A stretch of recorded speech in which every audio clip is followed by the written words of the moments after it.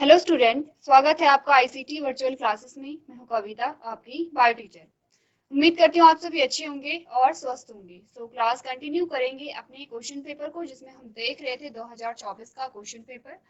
इसमें हमने काफी सारे क्वेश्चन सॉल्व कर लिए हैं, जिसमें आप देख रहे हैं अकॉर्डिंग टू क्वेश्चन आपको नंबर बताए गए हैं कि कौन सा क्वेश्चन कितने नंबर का यहाँ पर होता है।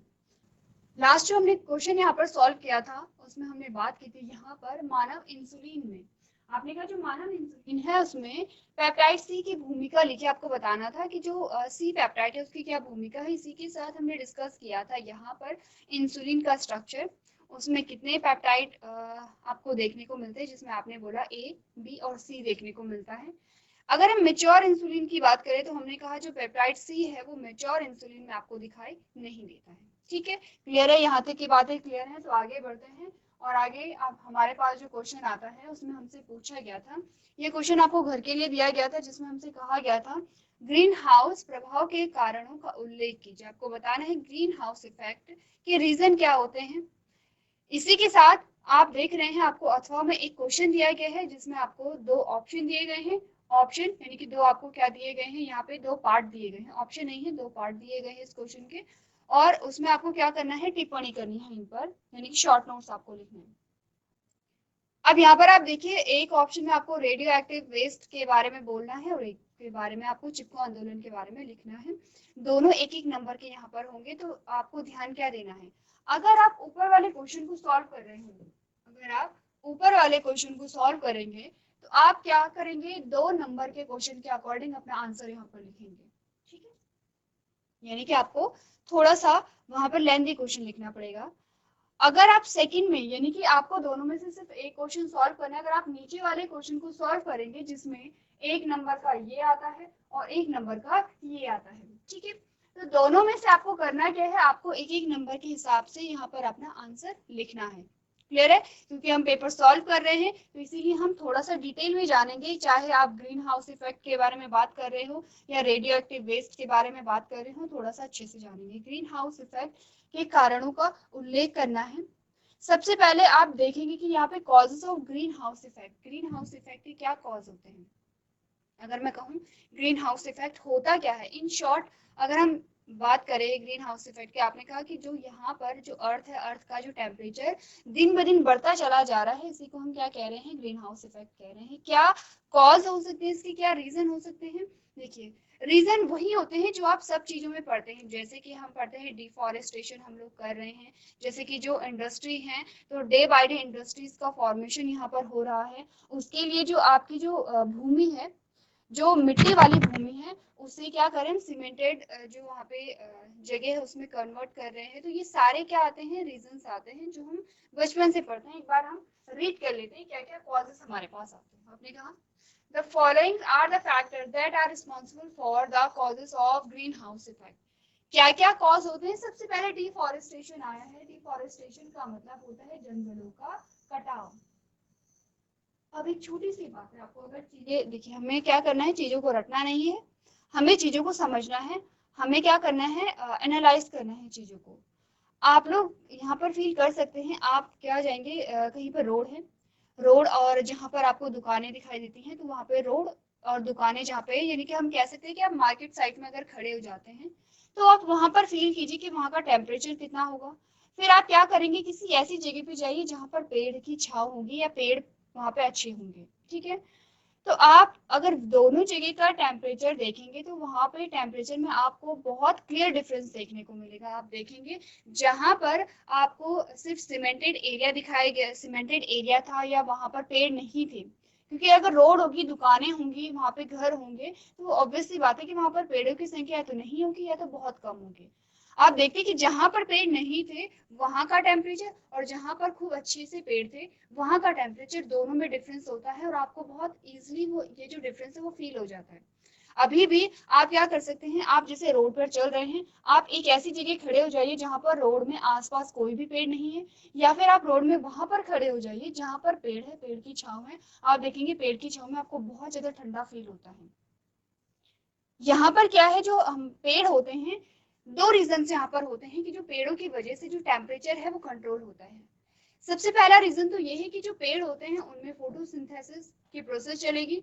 फोटोसिंथेसिस की प्रोसेस चलेगी तो जो पेड़ पौधे होंगे वो आसपास के एनवायरनमेंट से CO2 को क्या करेंगे, कंज्यूम करेंगे। क्योंकि आप देखते हैं ग्रीन हाउस गैसेस के बारे में जब आप पढ़ते हैं, जो CO2 होता है वो टेम्परेचर बढ़ने का क्या है, इनमें से एक रीजन है।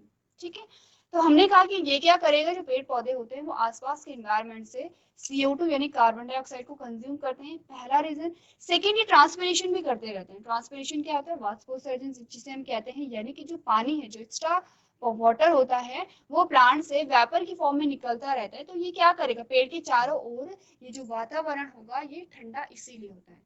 अब हमने क्या क्या डिफॉरेस्टेशन कर दिया है, क्योंकि आप बड़ी क्लासेस में आ चुके हैं, इतना आप समझते हैं कि डिफॉरेस्टेशन अगर हुआ है उसके क्या रीजन रहे होंगे।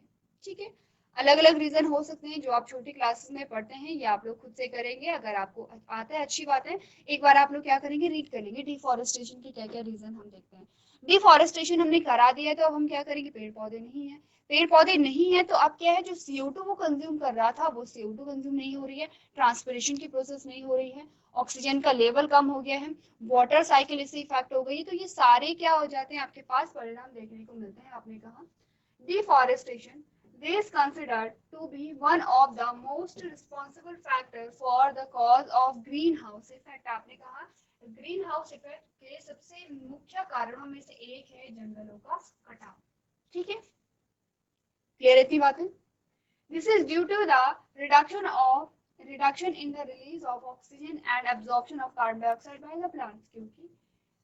क्योंकि प्लांट्स क्या कर रहे हैं, ऑक्सीजन को कंज्यूम कर, CO2 को कंज्यूम कर रहे हैं, ऑक्सीजन को रिलीज कर रहे हैं, ट्रांसपिरेशन की प्रोसेस कर रहे हैं और वाटर साइकिल में इंपॉर्टेंट रोल प्ले करते हैं। ठीक है, सेकंड आपने कहा फॉसिल फ्यूल्स बर्निंग। जो फॉसिल फ्यूल होते हैं जब हम उन्हें जलाते हैं तो आपने कहा fossil fuels such as coal, क्या क्या होते हैं फॉसिल फ्यूल्स, आपने कहा जैसे कोयला होता है, ऑयल होता है। Natural gases are used as a means of energy which release a huge amount of harmful gases into environment। आपने कहा जब हम फॉसिल फ्यूल्स को जलाते हैं तो इनके जलने से बहुत सारी क्या निकलती है, हानिकारक गैसें हमारे इन्वायरमेंट में निकलती हैं। जो ग्रीन हाउस का क्या है रीजन है, पॉपुलेशन। आप कह सकते हैं कि जो पॉपुलेशन है इसी की देन है डिफॉरेस्टेशन। डिफॉरेस्टेशन जो आपको देखने को मिला है वो जो बढ़ती जनसंख्या है उसी का रीजन है। क्योंकि जब हम डिफॉरेस्टेशन के कॉजेस पढ़ते हैं, इसके हम क्या देखते हैं, जब हम देखते हैं क्यों डिफॉरेस्टेशन हुआ होगा, तो हमने कहा सबसे बड़ा जो रीजन हमारे पास निकल करके आता है वो है बढ़ती जनसंख्या। क्योंकि जनसंख्या बढ़ी तो जैसे जैसे लोग बढ़े वैसे वैसे उनकी डिमांड बढ़ी, चाहे वो उनकी बेसिक सी डिमांड हो। जैसे कि हमने कहा कि अगर लोग बढ़े हैं, क्योंकि एक घर में पहले 4 लोग रहते थे, फिर धीरे धीरे 8 हुए, फिर धीरे धीरे 8 से 12 15 ऐसे लोग हो गए। अब ऑब्वियसली बात है 15 लोग एक घर में नहीं रह पाते हैं। अगर हमने 4 लोगों के लिए घर बनाया है और उन 4 लोगों की बजाय वहां पर 15 लोग रहने लगे तो ये पॉसिबल नहीं हो पाता है, थोड़ा सा प्रॉब्लम हो जाती है। तो क्या होता है, अब हम क्या करेंगे, हमें घर की आवश्यकता भी होगी। ठीक है, हमें घर की आवश्यकता है तो ऐसे ही करके धीरे धीरे हमें और ज्यादा स्कूल्स की आवश्यकता होगी, और ज्यादा हॉस्पिटल हमें चाहिए होंगे, और ज्यादा दुकानें खुलेंगी, और ज्यादा कंपनीज खुलेंगी। ये सारी चीजें जो बन रही हैं, चाहे आपका घर है, आपका हॉस्पिटल है, आपकी बिल्डिंग्स हैं, आपके स्कूल्स हैं, या फिर आपका जो मार्केट एरिया में जो दुकानें आती हैं, जो भी चीजें बन रही हैं ये कहाँ पर बन रही हैं, भूमि पर। और ज्यादातर ये जो चीजें बन रही हैं ये कौन सी भूमि पे बनती हैं, जो कृषि योग्य भूमि होती है उस पे बनती है। तो आपने कहा कि क्या होता है, या तो कृषि योग्य भूमि पर बनती है या फिर जंगलों की कटाई की जाती है। जंगलों की कटाई की जाएगी, आपने कहा डिफॉरेस्टेशन हो गया। तो सबसे बड़ा रीजन जो डिफॉरेस्टेशन का आता है वो क्या है, बढ़ती हुई जनसंख्या। आपने कहा as the population increase the need for space increase which again result in deforestation. Obviously बात है। ठीक है, ये जो क्वेश्चन है, दोनों क्वेश्चन, चाहे हम ग्रीन हाउस की बात करें या रेडियो एक्टिव वेस्ट की बात करें, चिपको आंदोलन की बात करें, आपका थ्योरेटिकल क्वेश्चन है। आप लोग एक बार पढ़ेंगे आपको समझ आ जाएगा। क्वेश्चन सॉल्व करने का मतलब होता है उन क्वेश्चंस पे ज्यादा फोकस करना जो कैसे होते हैं, थोड़ा सा ट्रिकी होते हैं, लॉजिकल होते हैं, और जिन्हें आपको सॉल्व करना पड़ता है या फिर आपको समझना पड़ता है। हम कोशिश करेंगे इस क्वेश्चन पेपर में जो थ्योरेटिकल क्वेश्चन है उन पे बहुत ज्यादा टाइम हम नहीं देंगे, क्योंकि थ्योरेटिकल क्वेश्चन ऐसे क्वेश्चन जो आपको पढ़ के समझ आ सकते हैं। अगर आप ये सारी चीजें खुद से पढ़ेंगे आपको समझ आ जाएंगे। लेकिन अगर मैं आपसे बात करूं कि बताइए रिकॉम्बिनेंट डीएनए टेक्नोलॉजी के अलग अलग स्टेप्स क्या होते हैं, या अगर मैं आपसे कहूं कि बताइए लॉ ऑफ इंडिपेंडेंट असॉर्टमेंट क्या होता है, आप पढ़ेंगे, आपको पढ़ के समझ नहीं आएगा, हमें उसे सॉल्व करना पड़ेगा। तो हम क्या करेंगे, जो हमारे थ्योरेटिकल क्वेश्चन होंगे उन पर बहुत ज्यादा टाइम नहीं देंगे, जो हमारे प्रॉब्लमेटिक क्वेश्चन है उन पर हम ज्यादा फोकस करेंगे। कुछ और चीजें यहाँ पे ग्रीन हाउस इफेक्ट के बारे में आपको बताई गई है। आपने कहा the waste product by a nuclear power plant और a lab refer to as a radioactive waste. अब हम बात कर रहे हैं किसके बारे में, रेडियो एक्टिव वेस्ट के बारे में आपको बात बताई जा रही है। ठीक है, ये हमारा कौन सा क्वेश्चन आ गया है। सबसे पहले आपने कहा कि ग्रीन हाउस के प्रभाव के कारणों का उल्लेख कीजिए। ठीक है, आपने कहा कि cause of green house effect हमने बात की है। तो हमें यहाँ पर जब आप क्वेश्चन सॉल्व कर रहे होंगे आपको या तो ये करना है या तो ये करना है, लेकिन जब आप क्वेश्चन पेपर सॉल्व करते हैं आपको सारे क्वेश्चन सॉल्व करने हैं। सबसे पहले रेडियो एक्टिव वेस्ट की बात करेंगे, फिर यहाँ पर चिपको आंदोलन की बात करेंगे। रेडियो एक्टिव वेस्ट में आपने कहा the waste product by a nuclear power plant, वो वेस्ट, वो अपशिष्ट जो न्यूक्लियर पावर प्लांट की वजह से या फिर और lab is refer to as a radioactive waste. ठीक है, या फिर जो लैब से रिलेटेड जो वेस्ट होते हैं उसे आप रेडियो एक्टिव वेस्ट कहते हैं। They include the radioactive substances that are dangerous to the environment and the majority of biological forms। आपने कहा ये क्या होते हैं, इनमें रेडियोएक्टिव सब्सटेंस इंक्लूड होते हैं जो हमारे वातावरण के लिए क्या होंगे, हार्मफुल होंगे। The waste degrade over time, therefore they would be kept in a secure location until they lose their radioactivity and case to be a danger to environment. The time frame mentioned before the dependent on the radioactive isotopes and types of waste। ये आपने किसकी बात की है, radio active waste की बात की। क्या होता है रेडियो एक्टिव वेस्ट, इसका आपने वर्ड्स अगर आप ध्यान से देखेंगे रेडियो एक्टिव वेस्ट आपको इसी से इसकी डेफिनेशन पता चल जाती है। ठीक है, this includes the substance that are radioactive such as, अच्छा आपको अब क्या बताया गया है, आपको एग्जाम्पल दिए गए हैं किसकी, रेडियो एक्टिव सब्सटेंसेस के, जैसे कि रेडियम हो गया है, कार्बन रेडॉन हो गया है, यूरेनियम हो गया है एंड थोरियम हो गया है। The soil, water and rock all contain trace of these elements which nuclear fuels, manufacturing, mining, explosion at a nuclear power plant and production of radioactive isotopes and nuclear fuels are all examples of man-made radiation। ठीक है, क्या होते हैं यहाँ पर radio active waste, इसके बारे में आप पढ़ेंगे तो आपने कहा कि जो भी रेडियो एक्टिव सब्सटेंसेस होते हैं, ये न्यूक्लियर पावर प्लांट जो होते हैं उनसे निकलने वाला जो वेस्ट होगा वही आपका रेडियो एक्टिव वेस्ट होता है, क्योंकि इसे ये क्या होता है हमारे इन्वायरमेंट के लिए हार्मफुल होता है। जब तक कि अपनी रेडियो एक्टिविटी खो ना दे तब तक इसे किसी सेफ जगह पे हम क्या कर देते हैं, उसे डंपिंग कर देते हैं ऐसी जगह पे कि जिससे कि क्या हो, किसी को यहाँ पर उसके हार्मफुल इफेक्ट ना देखने को मिले। ठीक है, नेक्स्ट हमारे पास आता है चिपको आंदोलन। आपने कहा the main event of Chipko movement happens on March 26, 1974 in Chamoli district, Uttarakhand. Movement banned the cutting of trees for 15 years in the forest of Uttar Pradesh इन 1980। आपने कहा कि यहाँ पर जो चिपको आंदोलन है वो किससे है, पेड़ों को बचाने से रिलेटेड है। यहाँ पर चमोली डिस्ट्रिक्ट में ये किया गया था।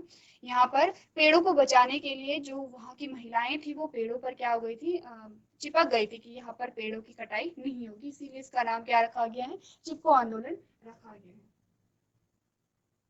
चलिए, अब ये जो क्वेश्चन आपका था, ये क्वेश्चन आपका जो हम सॉल्व कर चुके हैं, जिसे हम पढ़ चुके हैं, वो आपका नॉर्मल क्वेश्चन था। मैं आपको फिर से कह रही हूँ, आप लोग एक बार क्या करेंगे, फिर से रीड करेंगे। ठीक है, अब हमारे पास जो क्वेश्चन नंबर 16 आता है, ये 3 नंबर के क्वेश्चन स्टार्ट हो गए हैं। यहाँ से क्वेश्चन को ध्यान से देखिए। ठीक है, क्या क्या आपसे पूछा गया है, आपसे पूछा गया है प्रथम स्तन्य या कोलेस्ट्रॉम क्या होता है, नवजात शिशु के लिए इसका क्या महत्व बताइए, यानी कि what is colostrum, what is its importance for new born baby. ये जो क्वेश्चन है आपका ये भी रिपीट होता है कई बार, इस क्वेश्चन को सेम ऐसे ही देखा जाता है। ठीक है, इसके अथवा में आपको बोला गया है रजो निवृत्ति क्या है, यह लगभग किस आयु में बंद हो जाता है, what is menopause, at approximately what age does it stop. इसी का सेकंड पार्ट है परिपक्व भ्रूण कोश का चित्रात्मक निरूपण कीजिए, draw a diagrammatic representation of mature embryo cell. ठीक है, आपको या तो ये क्वेश्चन सॉल्व करना होता है या ये करना होता है। अगर आप ये करेंगे तो ध्यान दीजिए आप 3 नंबर के हिसाब से आंसर लिखेंगे। अगर आप सेकंड क्वेश्चन को सॉल्व कर रहे हैं तो 1.5 नंबर का ये है और 1.5 नंबर का ये है, इसी के अकॉर्डिंग आप अपना आंसर लिखेंगे। अब आ जाते हैं कोलेस्ट्रॉल। क्या होता है जब पार्चुरेशन की प्रोसेस हो जाती है उसके बाद जो फर्स्ट में जो वहां पर जो मिल्क होता है उसे हम क्या कहते हैं, कोलेस्ट्रॉल कहते हैं। इसकी बहुत ज्यादा इंपॉर्टेंस होती है न्यूबॉर्न के लिए, क्योंकि ये क्या करता है, बहुत इंपॉर्टेंट होता है यहाँ पर जो आपका इम्यून सिस्टम होता है आपका, यानी कि जो न्यूबॉर्न का इम्यून सिस्टम होता है उसके लिए बहुत इंपॉर्टेंट होता है कोलेस्ट्रॉल। ठीक है, तो पढ़ लेते हैं कोलेस्ट्रॉल के बारे में। एक एक चीजें आप ध्यान से पढ़ेंगे। कोलेस्ट्रॉल क्या होता है, कोलेस्ट्रॉल किस किस चीज से मिलकर के बना है, कोलेस्ट्रॉल क्यों इंपॉर्टेंट है एक न्यूबॉर्न के लिए, ये सारी चीजें में आपको क्या करनी है, ये सारी चीजों का ध्यान रखना है। आपने कहा cholesterol is high in protein and low in fat and sugar. आपने कहा कि इसमें बहुत अधिक मात्रा होती है किसकी, प्रोटीन की, as compare to fat and sugar. अगर हम बात करें यहाँ पर कार्बोहाइड्रेट और फैट की, आपने कहा ये कम होते हैं और प्रोटीन का अमाउंट बहुत ज्यादा होता है। ठीक है, it is filled with a white blood cells. अब ध्यान दीजिए हम बात कर रहे हैं इम्यून सिस्टम की, तो आपने कहा WBC यहाँ पर आ गया है। It is filled with WBC that produce antibodies। ठीक है, अब जब आपने पढ़ा होगा यहाँ पर इम्यून सिस्टम, पहले आपके पास एक चैप्टर हुआ करता था जिसमें आप पूरे इम्यून सिस्टम को बहुत अच्छे से समझते थे।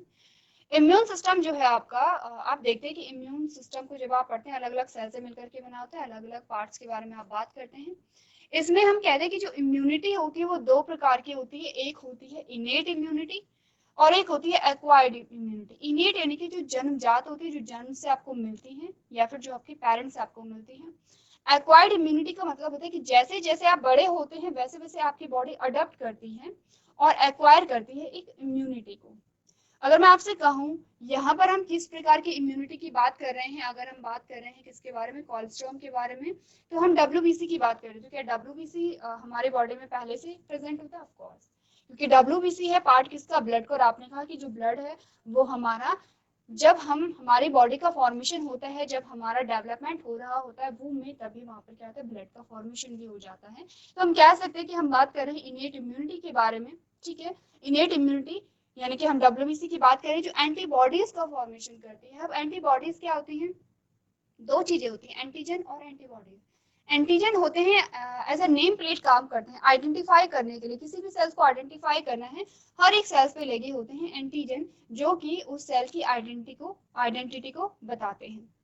अगर हमने कहा कि कोई जो ऐसी सेल है जो फॉरेन सेल है, जो हमारी अपनी सेल नहीं है, अब उन सेल्स को बाहर निकालने के लिए, उन्हें रिमूव करने के लिए या उन्हें किल करने के लिए यहाँ पर कुछ और सेल्स बनती है जिन्हें हम कहते हैं एंटीबॉडीज। ठीक है, तो यहाँ पर WBC जो होती है वो इन्हीं प्रकार के जो एंटीबॉडीज होती हैं इनका फॉर्मेशन करती है।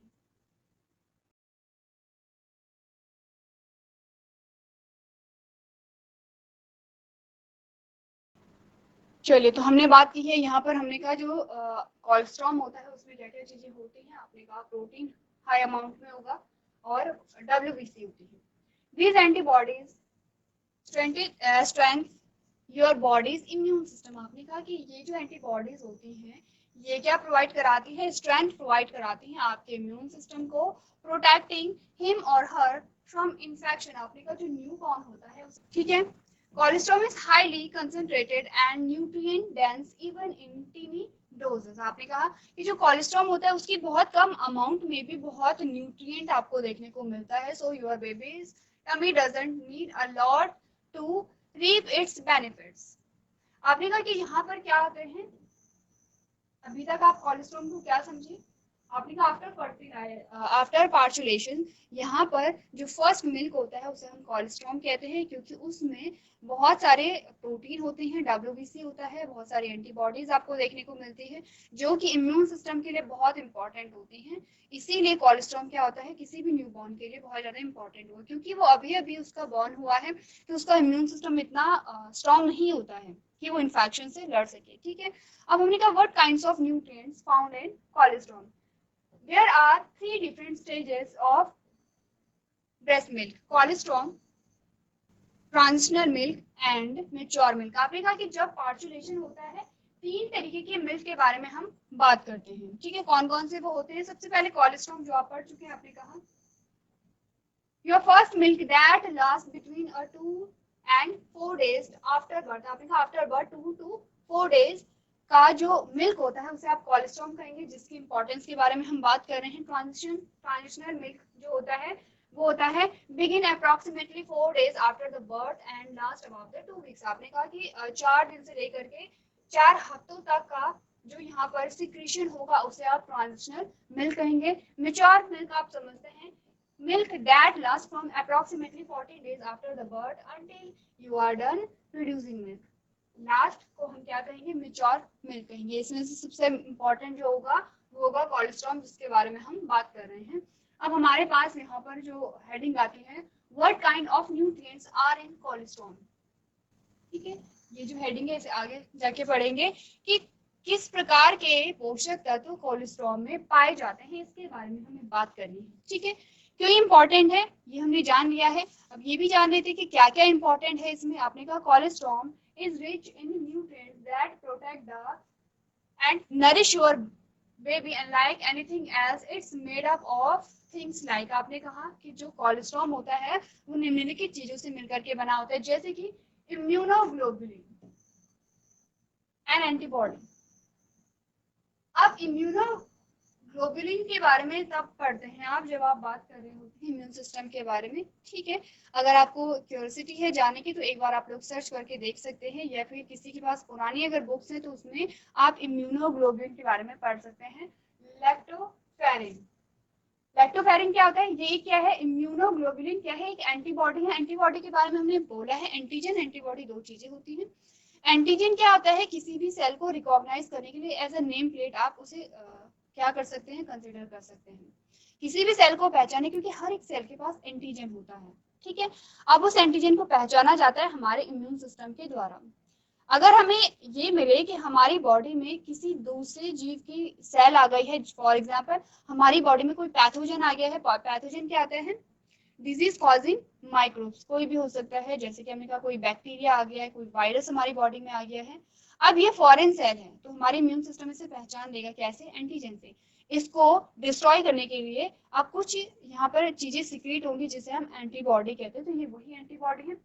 लैक्टोफेरिन के बारे में हम बात करेंगे। आपने कहा ये क्या है, protein that helps prevent infections. आपने कहा लैक्टोफेरिन एक प्रोटीन है जो कि इन्फेक्शन को रोकने में काम करते हैं। ये सारी चीजें किसमें हम पढ़ रहे हैं, कोलेस्ट्रॉल में पाई जाती हैं। ठीक है, ल्यूकोसाइट्स होते हैं, ल्यूकोसाइट्स क्या होते हैं, जो डब्ल्यूबीसी में पाए जाते हैं। ठीक है, और डब्ल्यूबीसी आपके इम्यून सिस्टम का बहुत इंपॉर्टेंट पार्ट होता है। नेक्स्ट हमने कहा एपिडर्मल ग्रोथ फैक्टर। क्या होते हैं एपिडर्मल ग्रोथ फैक्टर, आपने कहा epidermal growth factor a protein that stimulate cell growth. ये वो प्रोटीन है जो सेल की ग्रोथ को क्या करती है, स्टिमुलेट करती है, क्योंकि न्यू बॉर्न है तो उसे सेल ग्रोथ की बहुत ज्यादा जरूरत होगी। ठीक है, वहां पर क्या होगा, ऑल ओवर जो डेवलपमेंट है वो उसकी प्रोसेस वहां पर चलती रहेगी। It gets its color from our carotenoids and antioxidant and vitamin A। आपने कहा कि इसका जो कलर है ये कहाँ से मिलता है, कैरोटिनॉइड से मिलता है, और किससे मिलता है, विटामिन ए से मिलता है। ठीक है, vitamin A play a vital role in your baby's vision. आप जानते हैं विटामिन ए क्यों इंपॉर्टेंट है हमारी आईज के लिए। ठीक है, skin and immune system. Cholesterol is rich in magnesium which support your babies heart and bones. आपने कहा मैग्नीशियम प्रेजेंट होता है, and copper and zinc which also support immunity. Clear है, इतनी बातें क्लियर हैं। अभी तक हमने कोई ऐसी चीजें नहीं पढ़ी है जिसमें समझ ना आए। हम कोलेस्ट्रॉल की बात कर रहे हैं, कोलेस्ट्रॉल क्यों इंपॉर्टेंट है उसकी हमने बात की है, और कोलेस्ट्रॉल में क्या क्या चीजें पाई जाती है हमने उसकी बात की है। ठीक है, इसी के साथ आप ये भी जान रहे हैं अगर कोलेस्ट्रॉल में यहाँ पर लैक्टोफेरिन पाए जा रहे हैं तो लैक्टोफेरिन क्या है, उसका काम क्या होगा। इस प्रकार से आप क्या करेंगे, इन सारी चीजों को यहाँ पर नोट कर सकते हैं।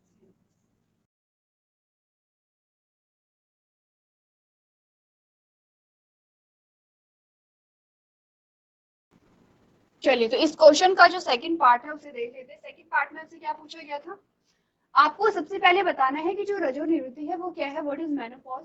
ये लगभग किस आयु में बंद हो जाता है, at approximately what age does it stop. जो रजो निवृत्ति होती है, जब हमने पढ़ा था एडोलेसेंस के बारे में तो हमने दो चीजें पढ़ी थी। हमने पढ़ा था जो मेंस्ट्रुएशन स्टार्ट होता है, ठीक है, और जब मेंस्ट्रुएशन एंड होता है।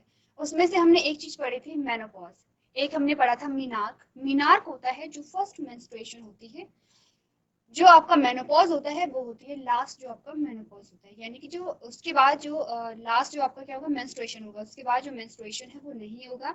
इट मींस इसके बाद कोई भी यहाँ पर गैमेट फॉर्मेशन नहीं होगा, कोई भी गैमेट का प्रोडक्शन नहीं होगा, ओव्यूलेशन की प्रोसेस नहीं होगी, और इसीलिए यहाँ पर क्या होता है किसी भी प्रकार की जो मेंस्ट्रुअल साइकिल है वो आपको देखने को नहीं मिलती है। इसे तो आप क्या कहते हैं, मेनोपॉज कहते हैं। ठीक है, मेनोपॉज और मीनार्क कंफ्यूज नहीं होंगे। मीनार्क होगा जो फर्स्ट क्या होता है मेंस्ट्रुअल साइकिल होती है, जो फर्स्ट मेंस्ट्रुएशन होता है वो है मीनार्क, जो लास्ट मेंस्ट्रुएशन होता है वो है मेनोपॉज। क्लियर है? अब आपको एज पूछी गई है इसकी, तो एज जो इसकी है 45 टू 50 की एज इसमें मानी जाती है। ठीक है, तो आप 45 टू 50 इसके बीच में कोई भी एज आपको मिलती है तो आप उस पर क्या कर सकते हैं, क्लिक कर सकते हैं। इजी क्वेश्चन है।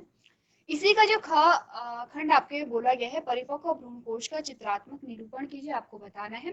मैच्योर एम्ब्रियो का सिर्फ डायग्राम आपको बताना है, तो इजी है। इस डायग्राम को हम पहले भी यहाँ पर क्या कर चुके हैं, बता चुके हैं।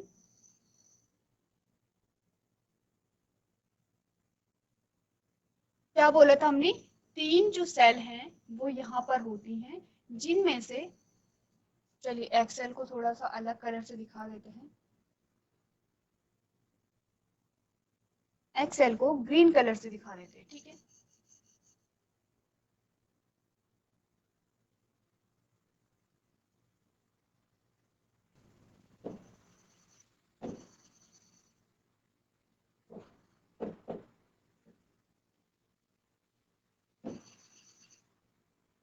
ये आपका मैच्योर एम्ब्रियो। इजी है, बहुत इजी क्वेश्चन आपके पास आया है।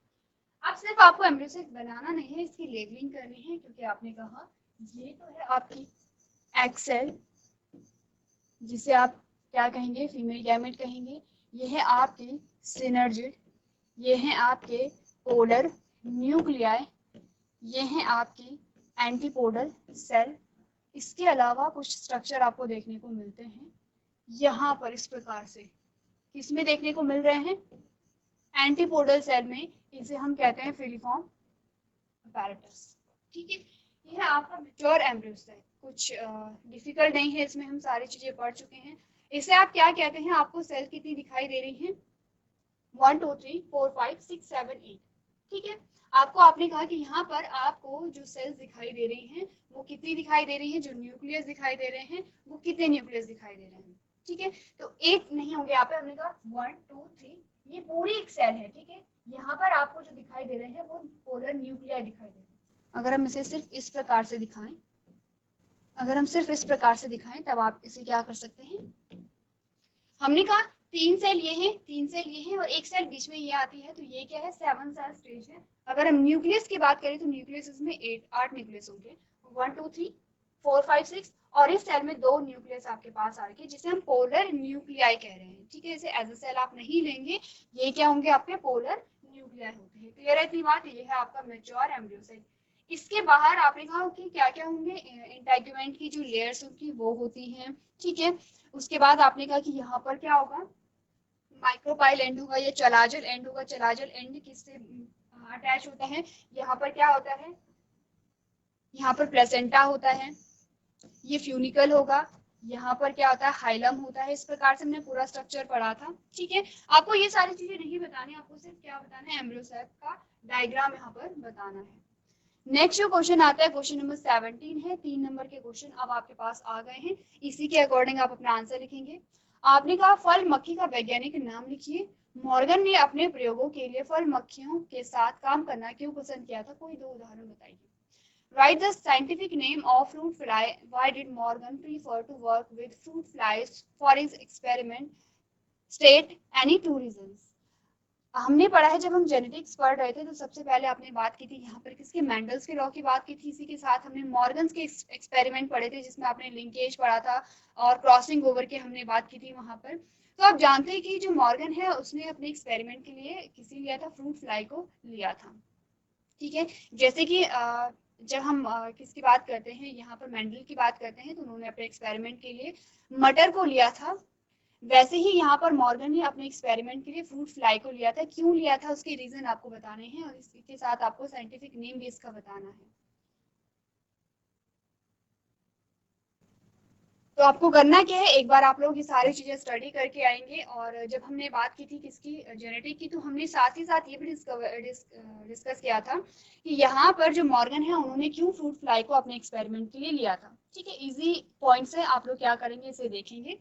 तो ये आपके लिए होमवर्क में है। आज के सेशन में हम इतना ही करेंगे। ये जो क्वेश्चन है हमारा नेक्स्ट लेक्चर में हम यहीं से स्टार्ट करेंगे।